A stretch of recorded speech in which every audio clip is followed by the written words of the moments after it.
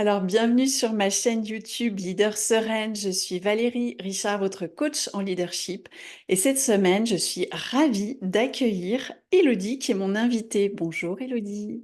Merci Valérie du coup pour ton invitation. Je suis ravie d'être là aujourd'hui pour parler avec toi de management, de leadership et j'espère pouvoir apporter plein de réponses peut-être aux personnes qui te suivent et qui t'écoutent sur ces thématiques-là. J'en suis sûre. Je suis sûre que de toute façon, on va apporter plein de belles choses. Moi, je suis très contente de te recevoir. J'avais eu le grand plaisir d'être interviewée par toi sur ton podcast. Donc, Tout à le fait. podcast Feedback que je vous invite vivement à aller écouter parce que c'est pépite en termes de Merci. conseils, d'approche, d'inspiration, en termes de management et de Mm, leadership. mm. Depuis, on a eu l'occasion de collaborer aussi ensemble. Donc, je suis vraiment très, très Ouais. contente. Et ce que je te propose, c'est peut-être de commencer tout simplement en te présentant un petit peu, qu'est-ce que tu fais? Quel a été ton Mm, parcours? mm. Donc moi je suis Elodie, j'ai 40 ans, j'ai passé 15 années, 16 années dans le salariat, je sais plus trop, on est peut-être à 1 ou 2 années près. Moi, mon métier de base, en fait, je suis contrôleuse de gestion. C'est par ça que j'ai commencé. J'ai travaillé dans un grand groupe, à mes débuts où j'ai été stagiaire, puis j'ai été embauchée comme contrôleuse de gestion et en fait, ça a été un petit peu mes prémices aussi en management parce que c'est un rôle où on doit être en relation avec énormément de services. Donc on fait un peu ce que j'appelle moi du management transverse puisqu'on doit amener quand même les autres à nous rendre des comptes, à rendre des choses dans les délais et cetera et cetera. Et suite à cette aventure un petit peu compliquée, parce que j'ai eu face à moi du management plutôt toxique, dans cette entreprise, j'ai décidé de quitter, l'entreprise où j'étais, et après j'ai postulé dans beaucoup, beaucoup de boîtes et finalement j'ai atterri dans une PME qui est dans le sud de la France à Montpellier, un torréfacteur de café, où après j'ai passé, 14 ans et pareil, j'ai été embauchée en tant que contrôleuse de gestion et je crois que mon boss a décelé chez moi des qualités pour manager des équipes et il m'a fait évoluer du coup, vers des postes à de plus en plus de responsabilités et donc je suis devenue, responsable d'équipe, responsable d'exploitation et j'ai fini ma carrière en tant que directrice générale. Donc j'ai accompagné en management à la fois des équipes terrain très opérationnelles, des gros bras, hein, un peu comme on dit et j'ai fini par accompagner, sur la fin, les différents responsables de service. Donc j'étais manager de manager. Donc j'ai un peu touché aussi dans toutes les formes thématiques, de management, qu'on peut connaître, en l'espace de 14 ans. Ouais, bravo, hein, c'est un super beau parcours, c'est chouette. Il y a quelque chose que tu évoquais, qui a fait tilt, c'est que tu disais que finalement ton manager avait, a priori décelé chez toi, Mmh. des capacités managériales. Est-ce que tu dirais qu'il les avait décelées avant que toi tu en aies conscience Oui. finalement? Ah ça oui, complètement. Pourquoi je dis ça? Parce que moi j'ai un caractère plutôt introverti et j'avais en tête des images de managers qui, arrivent à haranguer la foule, à fédérer, une salle derrière eux avec des discours, en veux-tu, en voilà, qui occupaient la scène, qui occupaient l'espace, des grandes personnalités. Pour moi, c'était ça, être un manager, être un leader et pour moi, étant introvertie, n'étant pas forcément j'aimais pas me mettre en avant, pour moi, j'étais la petite main en coulisses et du coup, je me voyais pas du tout manager, absolument pas. Et c'est pour ça que je pense il a décelé, des qualités chez moi bien avant moi et même quand il m'avait proposé les différents postes, j'étais en mode: «Mais tu es sûre? Moi je pense que tu te trompes, je suis pas faite pour ça, faut que tu proposes à quelqu'un d'autre». C'était limite ça, j'en voulais pas, j'étais persuadée que ça allait être un échec Mmh, et ouais, je pense qu'il a décelé avant moi, vraiment les qualités que je pouvais apporter en tant que manager, ça c'est sûr. ouais. Alors tu vois, ça fait partie aussi des points communs que l'on a, hein. C'est que moi, mon premier poste de management, pareil, c'est, mon directeur de secteur qui à l'époque moi j'étais encore commerciale depuis même pas un an. Mmh. Et il m'a dit: «Oui, je vous vois bien responsable d'une agence, donc carrément d'un centre de profit, avec une petite équipe à manager et cetera» et moi je lui disais: non, mais là, il parle de quelqu'un d'autre en fait, Ouais, c'est c'est ça ça. peut pas être moi» et ça m'a énormément servi qu'il me fasse confiance parce que peut-être que j'aurais jamais osé postulé ou que j'aurais attendu très très longtemps. Et ça m'a mis dans le bain plus vite que prévu. Mais en tout cas, je le remercie parce qu'il m'a fait confiance alors que Mmh mh. moi-même, je ne croyais pas encore en moi. Donc, Ouais, c'est je me ça. retrouve dans ce que tu dis. Ouais. Alors tu parlais, que tu étais, plutôt quelqu'un d'introverti. Ça fait partie aussi, un petit peu de ton ADN d'accompagnement. C'est-à-dire que tu Mmh. accompagnes aussi des managers qui peuvent se retrouver, dans ce trait de personnalité. Déjà peut-être moi j'ai envie de te demander, pour toi c'est quoi? Parce qu'on entend beaucoup de choses autour Oui. de l'introversion, Mmh donc mh. pour toi ça veut dire quoi? Mmh mh. Alors sachant que moi j'ai découvert la définition il y a que 4 ou 5 ans, hein. Mmh. Je ne l'ai utilisée et j'ai compris vraiment qui j'étais que, il y a 4 ou 5 ans dans cette notion de la gestion de l'énergie. En fait, c'est ça Ouais, l'introversion et l'extraversion. C'est pas en fait, on confond souvent la timidité et l'introversion. On exactement. peut Mmh. être timide et introverti, mais on peut être introverti et pas du tout timide.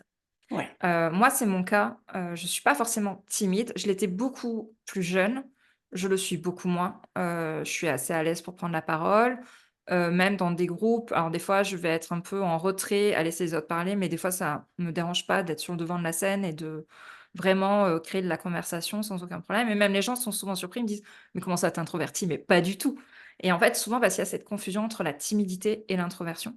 Oui. Donc en fait, l'introversion ou l'extraversion, c'est vraiment lié à cette notion d'énergie. C'est dans quel contexte est-ce qu'on se ressource? Est-ce qu'on recharge notre batterie sociale la plupart du temps?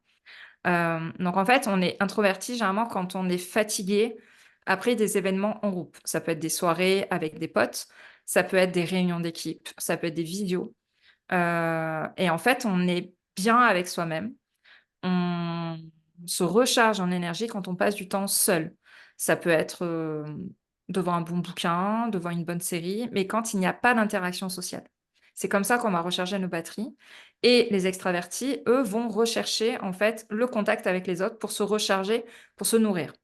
Donc ça va être les personnes qui ont des agendas de ministres, qui vont passer toutes les soirées à recevoir des potes, des amis, de la famille et cetera, qui adorent aller dans des concerts, et qui n'arrivent pas à passer des journées complètement seuls, et généralement, c'est quand ils sont seuls qu'ils se vident complètement de leur batterie.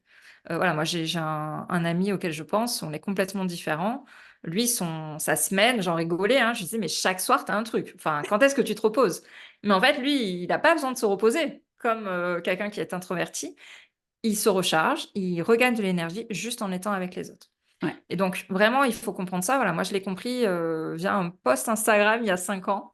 Qu'est-ce que c'était l'introversion? C'est là où j'ai compris mon mode de fonctionnement et que j'ai commencé à l'accepter parce que pour moi, j'étais pas normale presque. Mmh. J'étais entourée de beaucoup de personnes extraverties et du coup, bah, pour moi, c'était pas normal le fonctionnement que j'avais. Je me voyais un peu comme une anomalie alors que pas du tout. La répartition est plutôt 50-50 dans la population. Ouais. Et surtout, j'avais dans l'idée, du coup, comme je disais tout à l'heure, que, beh, on ne pouvait pas être introverti et manager ou leader. C'était pour moi des choses qui étaient complètement incompatibles. Pour moi, les leaders, c'était forcément des personnes qui étaient extraverties. Et du coup, bah, en fait, quand je me suis rendu compte de ça, que je pouvais être et introvertie et manager et en plus plutôt bien fonctionner, dans ce rôle-là, je me suis dit: «Mais il y a certainement d'autres personnes qui ont ces croyances-là, qui vivent, moi, ce que j'ai vécu il y a quelques années et qui se freinent dans leur carrière, dans leur évolution, en disant: "Non mais jamais, je vais répondre à cette annonce" ou "Jamais je vais demander une promotion, dans un autre poste à responsabilité parce que je suis introvertie, je suis pas faite pour ça"». Et donc moi, c'est pour ça que j'ai décidé d'accompagner, les femmes notamment à accepter leur introversion, à aller au-delà de ça et à faire carrément de leur introversion une force en tant que manager. Ouais. Alors c'est super intéressant et je pense qu'il y a beaucoup de personnes qui vont découvrir ce que c'est vraiment que Mmh. l'introversion. Moi, j'ai, un peu le même parcours que toi, c'est-à-dire que j'étais plutôt d'un naturel réservé, un peu timide, même si j'avais pas trop de mal à prendre la parole, mais parce que je me suis forcée aussi, hein. Mais pendant très longtemps, je pensais que enfin, j'ai mélangé cette notion de timidité et d'introversion et en fait, moi, j'ai découvert il y a à peu près 3 ans, avec une coach qui m'avait fait mon profil MBTI. Mmh mh. Donc j'ai découvert que j'étais introvertie et c'est elle qui m'a expliqué en me donnant des exemples et elle m'a dit: «Bah, voilà, est-ce que, tu as l'impression d'être très fatiguée, quand tu dois toute la journée interagir avec plusieurs personnes?» Je lui dis: «Ouais, en général, je finis, je suis vidée». Mmh Elle mh. me dit: «Est-ce que tu as l'impression, au contraire, que, les week-ends, même si tu as ta famille, tes enfants, ton conjoint, tu as besoin d'un moment où on te fout la paix et où tu es toute seule avec toi-même?» Je dis: «Ah oui, ça, j'en ai vraiment Mmh mh. besoin. C'est vraiment une façon pour moi d'être bien, de me recharger et cetera». Et donc, voilà, elle m'a donné des exemples comme ça en me disant: «Bah, c'est ça, en fait, l'introversion, c'est de Ouais. recharger son énergie Mmh en mh. étant seule dans ses interactions à un certain moment», donc pas d'interaction pour le coup, plutôt que d'être accompagné. Et comme tu dis, il y a des gens, au contraire, au plus ils sont entourés régulièrement, au plus pour eux, c'est source d'énergie. Donc en fait, c'est ni bien ni moins bien et ça empêche pas d'avoir des postes à Oui, responsabilité, on va y revenir, hein, mais c'est intéressant parce que en fait, souvent quand on connaît pas cette, spécificité-là, bah, finalement, on fonctionne un peu à l'envers. Alors moi, c'était mon cas, c'est-à-dire que tant que je n'ai pas su ou compris ce que c'était que l'introversion, je me forçais c'est ça, à ouais. aller vers les autres. Et justement, comme tu le disais, quand on est manager, on se dit: «Bah, oui, je dois être présent pour mon équipe, je dois répondre à leurs sollicitations, il faut que je sois tout le temps, disponible avec la Mmh porte mh. ouverte» et cetera. Donc on a peu de temps pour soi et en fait, on est vidé, et c'est pour ça qu'il y a effectivement, peut-être beaucoup de personnes qui sont épuisées aussi, hein, Oui, nerveusement et moralement dans leur job de management. c'est une vraie Donc fatigue mentale, hein. Quand on ouais, arrive le soir chez soi, c'est en mode, enfin moi je sais, hein, c'est, je me mets sur le canapé, je ne suis plus capable de rien tellement en étant manager, j'ai eu l'interaction dans la journée. c'est ça. C'est vraiment, il suffisait que j'ai quelques réunions, quelques entretiens et j'étais finie. Enfin, plus de Ouais, cerveau, plus rien. C'est vraiment de la fatigue, on va dire mentale. Ouais, c'est vraiment, la batterie, c'est vraiment, l'image de la batterie qui se décharge complètement. oui. Et moi, je me souviens que dans mon dernier poste, en tant que salariée, quand je suis arrivée, l'équipe commerciale que j'avais à manager était sur un open space et le directeur général m'a demandé si je voulais être avec eux dans l'open space pour avoir cette proximité. Mmh mh. Et en fait, ça m'angoissait. Je me disais: «Mais non, il faut que j'ai un bureau, même si la porte, elle reste ouverte, mais au moins que je sente que je Ouais. peux m'isoler un tout petit peu». Mmh mh. Et c'est ce qu'on a pu faire et c'était chouette parce que ça m'a quand même bien aidée. Mais je sais que quand je passe, par exemple, une journée, ça m'arrive encore maintenant, régulièrement d'aller travailler dans des espaces de coworking, donc en open space. S'il y a trop de monde autour, même si j'interagis pas directement, en Oui. fin de journée, je suis, Mmh mh. Parce qu'il y a du bruit, des paroles, du notre cerveau est attiré par plein de choses, hein, du mouvement, du son c'est ça, et on va s'épuiser, complètement mentalement. ouais, Un autre aussi, juste pour rigoler, 2 petits éléments aussi qui font penser qu'on peut être introverti, c'est, on va éviter tout ce qui est small talk. mmh, C'est-à-dire, on croise quelqu'un dans l'ascenseur, généralement on sait pas quoi dire quand on est introverti, on n'aime pas ça. Ou, la machine à café, ce genre de choses et j'avais fait même un post, où je disais en rigolant: «Beh, quand j'entends que mon voisin est en train de sortir en même temps que moi, beh, je vais attendre qu'il s'en aille, qu'il prenne l'ascenseur tranquille tout seul avant que moi je puisse continuer». Voilà, alors si quelqu'un qui nous écoute a la même réaction, c'est pas forcément être asocial, c'est aussi être introverti parce qu'on a ouais, horreur du small talk et pareil, si on a du mal à avoir des interactions via le téléphone, physique, c'est-à-dire Doctolib m'a sauvé la vie. Heu, j'ai horreur d'appeler les médecins pour prendre rendez-vous. Pourquoi? Parce que c'est une interaction, mine de rien ouais, et voilà, si jamais on a horreur aussi de prendre rendez-vous ou d'avoir des échanges par téléphone, il est fort possible aussi qu'on soit introverti. oui. Alors justement, par rapport à ce que toi tu observes avec les clientes que tu Mmh. accompagnes, quelles sont les plus grosses difficultés, qu'elles sont amenées à surmonter finalement et comment tu les aides à y parvenir? Hem, alors généralement, on va avoir des doubles effets qui se coulent, hein, parce qu'on est introverti, mais on a aussi d'autres éléments qui vont rentrer en jeu, notamment un côté un peu bon élève, un peu perfectionniste, on se donne pas assez de valeur aussi dans le travail qu'on fournit, voilà. On va avoir un peu ce genre de problématique-là, particulièrement féminine aussi, il faut quand même le reconnaître. Ouais. Voilà, donc moi je dirais que les principales problématiques qu'elles ont, c'est ne pas se voir comme on est.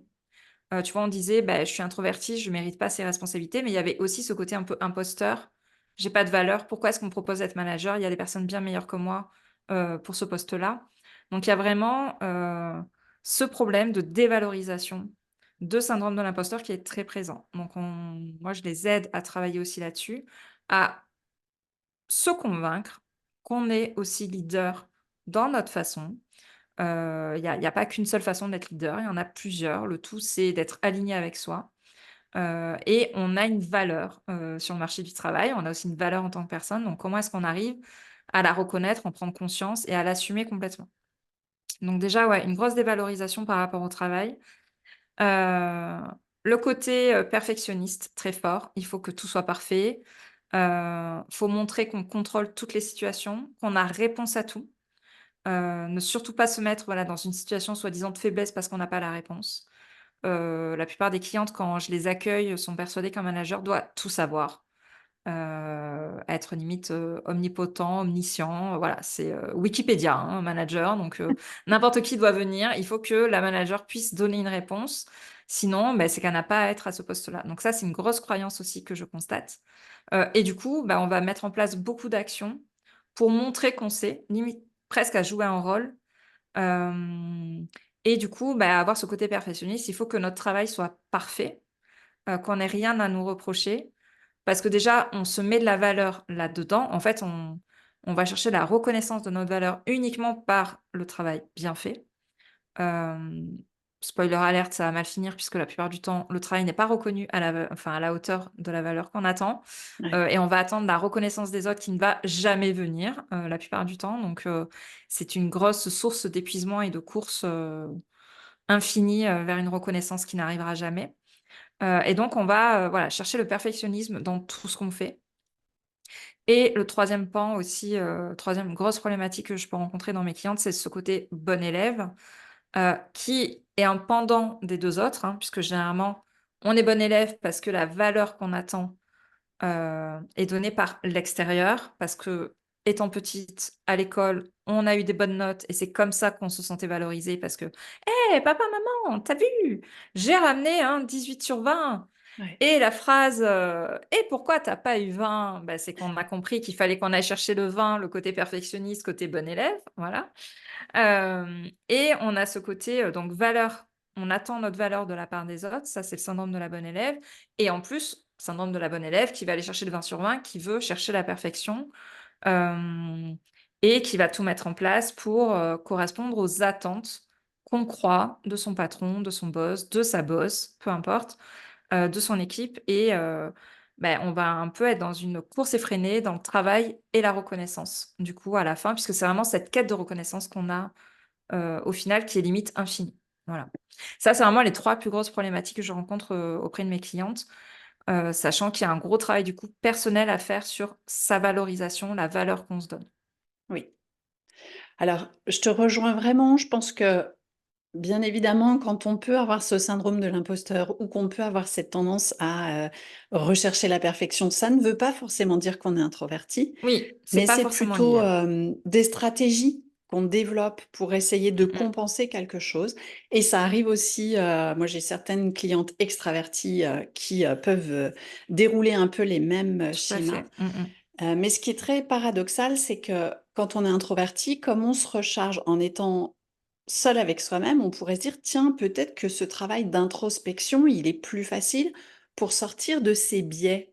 Et Mmh en mh. fait, pas du tout. Non. Mmh Parce mh. que, on a quand même besoin d'exister socialement, hein. On est des êtres humains, donc des êtres sociaux. On a besoin d'interagir avec les autres et on va rechercher finalement des marques de reconnaissance, que ce soit de notre hiérarchie, de nos collègues, de Mmh notre mh. équipe quand on est manager. Et donc c'est là qu'on peut être amené à, voilà, développer un peu des stratégies d'évitement pour se dire: «Il faut que j'évite d'être trop dans mon introversion parce que sinon je vais me planter». Mmh Alors mh. qu'en fait, on peut très bien être un très, très bon manager en ayant ce trait de caractère. Alors c'est même pas un trait de caractère, mais de personnalité, hein, un Mmh mode de mh. fonctionnement, au niveau de son énergie. L'un n'empêche vraiment pas Mouais. l'autre. Ouais, Et en fait, le problème que ça pose, c'est que, on se retrouve à porter un masque, en fait, et à pas assumer ce côté introverti. Parce qu'on se exactement. dit que, bah, les autres vont pas comprendre, que c'est pas ce qu'on attend de nous. Hem Et on va idéaliser, en fait, une image de manager qui ne nous ressemble pas, mais qu'on est persuadé que c'est la norme sociale qu'on attend de nous. Et en Ouais. fait, c'est ça le risque avec l'introversion, c'est qu'on va se forcer, tu l'as très bien dit tout à l'heure et moi j'ai fait la même chose, hein, on va se forcer à être extraverti, à, adopter des codes qui ne sont pas les nôtres, voire même, j'irai plus loin, en tant que femme, on va même adopter des codes limite masculins parce Oui, on est persuadé qu'il faut qu'on aille dans cette notion de pouvoir. Heu, j'ai beaucoup de clients qui disent qu'elles veulent assumer leur leadership, mais sans taper du poing sur la table.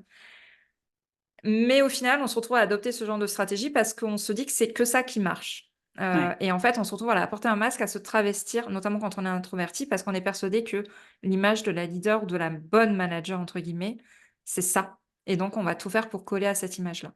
ouais. Et c'est assez, terrible parce qu'on se fait mal avec ça, hein. Moi, Mmh.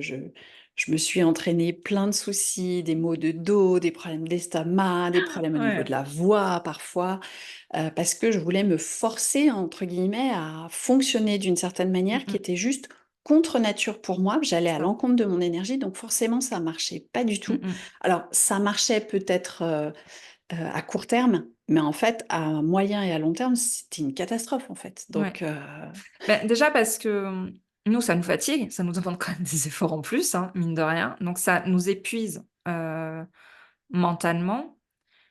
Et de 2, l'être humain n'est quand même pas débile. Il mmh, capte quand même les signaux et ce qui se passe et l'équipe, la direction, voit qu'on n'est pas nous-mêmes, qu'il y a des choses qu'on fait qu'on n'est pas aligné avec, qu'on prend des décisions mais qu'on n'est pas très sûr, que, bah, un jour on va avoir cette attitude et le lendemain, d'un coup on va se mettre, voilà, à taper du poing sur la table alors que c'est pas du tout, notre habitude. Ils vont se dire: «Ouh là, mais qu'est-ce qui se passe, elle a ses règles», voilà, enfin ce genre de choses, hein, qui c'est vont ça. ressortir très clairement.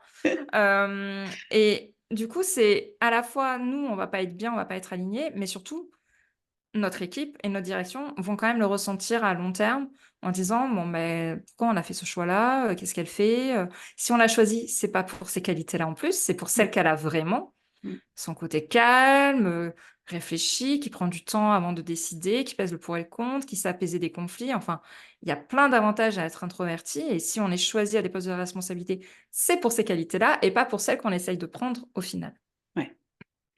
Et vraiment, alors ça, moi, c'est un travail que je fais avec toutes mes clientes, c'est, parce que souvent c'est le fil rouge, tu disais tout à l'heure, d'arriver à avoir vraiment conscience de sa propre Mmh. valeur, parce que souvent on se dévalorise et on a une image de ce qu'il faudrait être comme leader, donc on cherche à se mettre des masques pour paraître, mais à l'intérieur on se dévalorise Mmh et mh. on se dit: «J'en vaux pas la peine», donc souvent moi le premier travail que je fais, c'est déjà ça, c'est de se dire: «Comment je fonctionne?» donc d'apprendre à mieux se connaître Mmh mh. et pas juste ce qu'on connaît déjà de nous, parce qu'on se connaît quand même globalement, mais souvent on connaît que la partie immergée de Ouais. l'iceberg, Mmh c'est-à-dire mh. tout ce Mmh qui est mh. conscient. Mmh mh. Là, l'idée, c'est de venir un peu plus creuser au niveau inconscient et de venir renforcer, en fait, comme un muscle, cette idée d'estime de soi.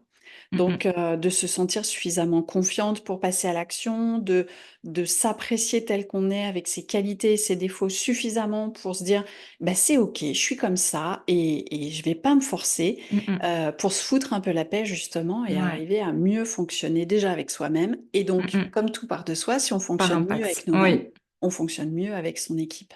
Mmh mh.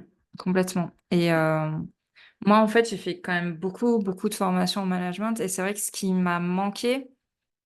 Enfin, sur le coup, je m'en rendais pas compte, mais moi, c'est pour ça d'ailleurs, j'ai rajouté cet aspect d'introspection, de développement personnel dans mon accompagnement en management parce que moi, c'est vraiment ça qui a été un déclic. C'est quand j'ai commencé à apprendre à m'apprécier, à comprendre mon fonctionnement, comme tu dis, mes forces, mais aussi mes défauts qui Mmh. sont là et qu'on doit faire avec. Ça sert à rien de les masquer. Ouais, C'est quand j'ai fait tout ce travail-là que j'ai vu un vrai impact sur mon équipe, sur ma façon de manager, ouais, même sur moi en tant que personne, tout simplement. Et ça, on le voit pas en management. On le voit si on se fait accompagner, coacher, mais dans la plupart des formations en management, ça n'existe pas. Il y a des techniques, des outils de management, mais ça s'arrête là.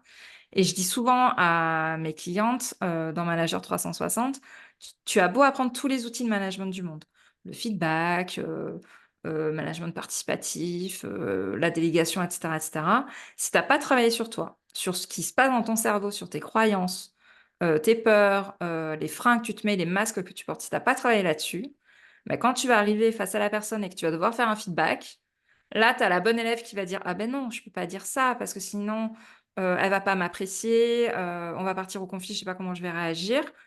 Et ben, au final, le feedback, on le fait pas et au lieu de dire quelque chose qui pourrait être corrigé ou amélioré, on va dire: «Ouais, t'inquiète, tout va bien, c'est parfait ce que tu m'as donné et tout». Et c'est uniquement en faisant ce travail d'introspection, en travaillant sur ses croyances, qu'on peut après mettre en place des techniques de management, des outils de management avec efficacité. Ouais, C'est vraiment un socle qui est hyper important. oui. Et ça, alors, moi, c'est une des raisons qui a fait que j'ai choisi et puis progressivement, ça s'est fait naturellement, mais travailler plutôt avec des Mmh. femmes. Parce qu'il y a aussi cette, ouverture à se dire: «Oui, je vais venir travailler sur moi. Ce sera peut-être pas toujours agréable, ce Mmh. sera peut-être pas toujours confortable». Comme je dis souvent, ça fait pas mal, mais ça pique un peu. Mmh mh. Je trouve que les femmes ont peut-être cette, capacité un peu plus grande, sans faire de généralité, mais en tout cas à s'ouvrir là-dessus et je l'ai vu à chaque fois que j'ai fait des formations dans des entreprises où je n'accompagnais que des hommes en management. On travaillait la technique, comment Oui. est-ce que effectivement je fais pour faire mes entretiens one to one Mmh mh. périodiquement? Comment je mène mes réunions? Comment je m'affirme? Comment je fais ci? Comment je fais ça? Donc beaucoup sur de la méthodologie, mais on avait peu ce travail d'introspection, de travail sur soi et en fait, très souvent, ils revenaient plus tard en me disant: «Ouais, bah, il y a des trucs, j'arrive pas à le mettre en place ou Ouais. ça Mmh marche mh. pas, je comprends pas, pourtant je fais ce que tu m'as dit» et cetera et en fait, ce que je leur dis, en fait, il y a un temps et moi, dans tous mes accompagnements en coaching, j'essaye de travailler autour de ces 3 temps. Le premier temps, c'est de s'assumer. Bah, je m'assume telle que je Mmh mh. suis, avec mes qualités, mes défauts. J'essaye de comprendre ce qui bloque au niveau émotionnel. J'essaye de comprendre toutes mes pensées limitantes, là, ce qu'on a dans notre cerveau, toute la journée et puis après, une fois que vraiment j'arrive à plus m'assumer, là, je peux aller vers l'affirmation et en dernier, je m'autorise à peut-être passer un cap, Mmh différent mh. parce que finalement, ça va avec. Moi, du moment que j'ai commencé à être plus naturelle, à interagir avec, mes équipes en étant moi-même, en enlevant ces fameux masques dont tu parlais, ben, non seulement la relation, elle était plus fluide, mais l'effet qui se coule, le Ah ouais. deuxième effet qui se coule, c'est qu'elles ont été plus performantes. Mmh mh. Elles ont, c'est vraiment une équipe qui a fait un bond en avant avec moi, hein, finalement. On a toutes progressé ensemble, mais je m'attendais pas à ce qu'il y ait des résultats de performance, en fait, sur le travail de tout le monde, juste parce que moi, j'avais déclenché un truc et en fait, c'est ce que j'observe aussi chez Et toutes les c'est personnes que mmh mh. j'accompagne. Je pense que toi, Mmh c'est mh. pareil. Et oui, parce que du moment qu'on se développe nous-mêmes, on est plus apte à comprendre le fonctionnement des autres, Ouais. à s'adapter aussi aux besoins des autres, et à être aussi dans des phases beaucoup moins de stress ou d'incompréhension ou de mauvaise communication. Mmh. Et du coup, alors c'est pas une baguette magique, hein, ça c'est pas en un jour. Forcément qu'il y a quand même des loupés après, bien évidemment, mais on arrive à créer un environnement qui est beaucoup plus motivant, beaucoup plus serein, Oui. beaucoup plus fluide, pour soi et du coup, on est beaucoup plus ouverte aux autres et ça rebondit sur son équipe. Et Ouais. vraiment, ouais, moi je l'ai constaté déjà pour moi et je le constate aussi, avec les personnes que j'accompagne et là je sors d'un live, tout à l'heure, on avait un codev, donc une séance où chacune arrive avec une problématique pour repartir avec un plan d'action grâce à l'aide des autres et il y en avait une qui disait: «Beh, là je pars en vacances». On enregistre là, il est le 15 juillet, donc je pars en vacances à la fin de la semaine, j'ai accepté que j'allais pas pouvoir tout gérer avant de partir.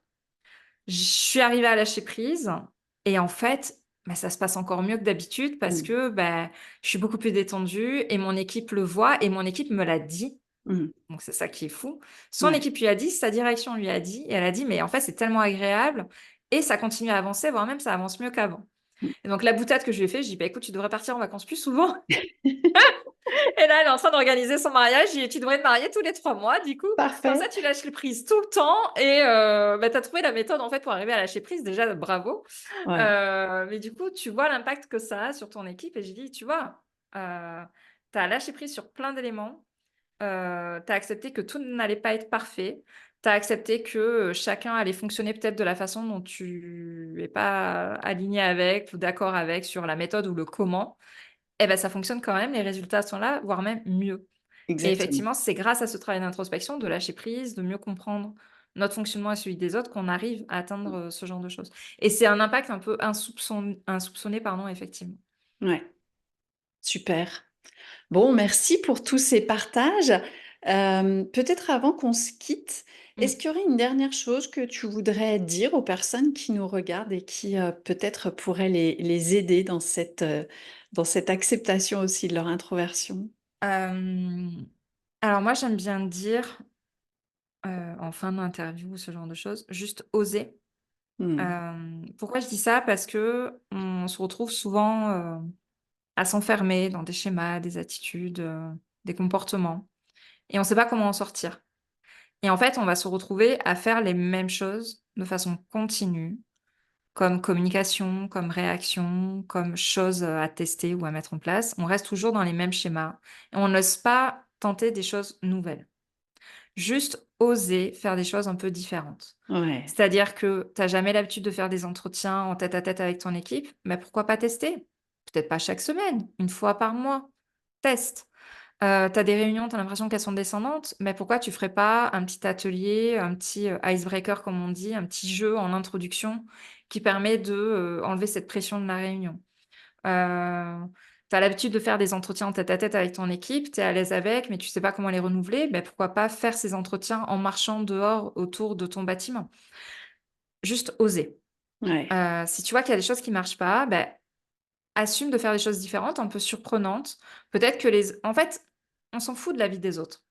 Essaye de faire des choses avec lesquelles tu es aligné et ose faire des choses un peu différentes et tu verras que ça va amener des résultats différents. ouais, génial. J'aime beaucoup cette idée d'oser parce que ça oblige à sortir pardon, à sortir de sa zone de confort, ce qui n'est pas simple, on va pas Ouais. se mentir, mais qui apporte tellement de résultats Mmh. et moi j'avais un coach, quand je me suis, certifiée qui disait finalement: «Plus de la même chose apporte plus du même résultat». Mmh Donc à mh. un moment donné, si on veut un autre résultat, il faut qu'on fasse les choses, différemment et C'est donc ça. oser les faire Mmh différemment. mh. Ouais, Je génial. vais piquer la phrase, de Ouais, ton elle est pas coach. mal. Elle est pas mal. Génial. Merci beaucoup, Élodie, pour cet échange, pour tes éclairages, pour tes partages et ton authenticité. Merci à toi, ouais, pour cette invitation. Moi, de toute façon, tu as bien fait de faire la mettre du temps parce que je pourrais en parler des heures, donc Pareil, heureusement que tu étais pareil. là. La vidéo va être trop longue sinon. Mmh mh, c'est ça. Où est-ce qu'on peut te retrouver pour toutes les personnes qui nous regardent et qui auraient envie de rejoindre ton univers, rejoindre ta formation Manager 360? Comment est-ce qu'ils peuvent te retrouver? Alors, effectivement, il y a mon podcast Feedback, comme tu l'as dit, où je sors un épisode par semaine. C'est un peu une manager qui parle aux autres managers, Mmh. sur les coulisses de ce qu'on peut penser, de ce qu'on peut faire. Il y a à chaque fois des techniques, mais aussi, un côté un peu dev perso, introspection, ce qui se passe un petit peu dans nos petites têtes, de managers. Et après, on peut me retrouver essentiellement sur LinkedIn, donc au nom d'Élodie Bonance. Il y aura mon nom et je pense le lien. Et il y Oui. a ma newsletter où, j'écris tous les jours, quasiment tous les jours, allez 4 à 5 fois par semaine, où je partage pareil, des petites coulisses ou alors des petites astuces, des conseils, des pensées, pour améliorer et booster son management et son leadership. Je sais que c'est très apprécié, voilà, il y a plus de 3000 managers inscrits donc là, pareil, je donne pas mal d'astuces et il y a aussi, du coup, toutes les informations sur mes formations ou mon accompagnement Manager 360 qui sont données, via ma newsletter, au-delà des conseils que j'apporte, au quotidien. Génial, super. Effectivement, je remettrai tous les Mmh. liens, en dessous de la vidéo, comme ça, tout le monde pourra te retrouver facilement et puis, en tout cas, encore un grand merci. C'était très chouette, Merci à toi. très fluide comme d'habitude. On Ouais, est comme sur la d'habitude. même De toute façon, longueur quand on d'onde. discute, oui, on pense vraiment la même chose, donc c'est très fluide de parler avec toi. Merci en tout cas et puis je te souhaite une, bonne fin de journée. Bonne fin de journée aussi à toutes et à tous et puis je vous retrouve très vite pour une nouvelle vidéo. Mmh. Bye bye. Merci à tout le monde de nous avoir écoutés. Merci, au revoir. Au revoir Élodie.